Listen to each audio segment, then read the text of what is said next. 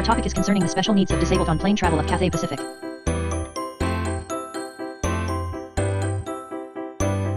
We have used interview, questionnaire, and secondary sources to collect data. And after that, we found that there were many places should be improved, such as the seats, cabin environment, special assistance layout and schedule. And now we are going to talk about what did we find in the data. Also from the interview of a disabled, we found that disabled are disappointed with the seats in the plane. After doing the questionnaire, we found that 60.4% of disabled have the need of a wider seat. From the questionnaire, we found that 66% of the disabled need a disabled toilet, which will make them be more convenient. Also, from the interview, Mr. Lau said the cabin is too small, which is inconvenient for the disabled to get on and off with wheelchairs. In addition, according to the questionnaire, we found that 60.4% of disabled have the need of serving by a designated stewardess. Also, according to the short questions answered by the disabled, we found that there are 6.8% of them think wheelchair is very useful and important for them, 38.6% of them think special cares of flight attendants are needed, 18.1% of them think service animals have the right on board. Moreover, from the questionnaire and the interviews, we found that the disableds are quite satisfied with the special assistance layout provided. And we found the special assistance layout is curriculum.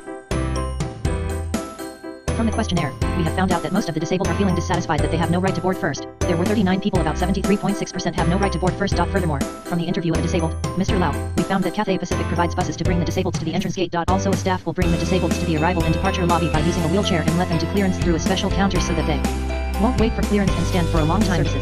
In addition, from the secondary sources, we found that the wheelchair's batteries is allowed to be brought on the flight, which with no extra charges. Also, there is a complaint about the service of providing wheelchair for disabled if requested.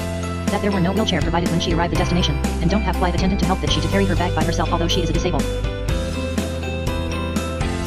To solve the problem of the poor cabin environment, we suggest to add a disabled zone in the plane so that the problems that they meet can be solved. Also, we decided to add 1 to 2 disabled toilets with a wider space and some handles in the plane to fit their needs, for example handles for them to hold when going to the toilet. However, from these solutions, we found that there are some limitations here. For the disabled zone, there is a problem that the opportunities are small seeing disabled traveling by plane. Therefore, if there is no disabled on the plane travel, no one will be seated at the disabled zone, which wastes the space in the plane. For the disabled toilets, there is a problem that there is little space in the plane. Therefore, there may not have enough space to install the disabled zone and disabled toilet. To solve the problem of poor special assistant layout, firstly we should provide designated stewardess for disabled that disabled have many different needs such as asking for help in the flight for going to washroom, boarding or leaving. A stewardess take care of disabled one by one can meet most of their needs. Secondly, we can provide a translator in each flight for disabled with audio difficulties to solve the communication problem of disabled in the flight. A translator of sign language is very important for disabled that most of us didn't know sign language and the flight attendants didn't understand it and they can't fulfill the needs of the passengers.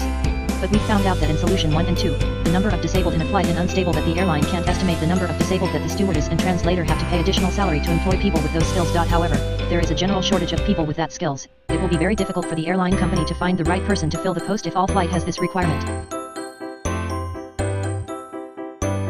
Regulations for the disabled offer a preemptive service to them to have the right to board and drop off first.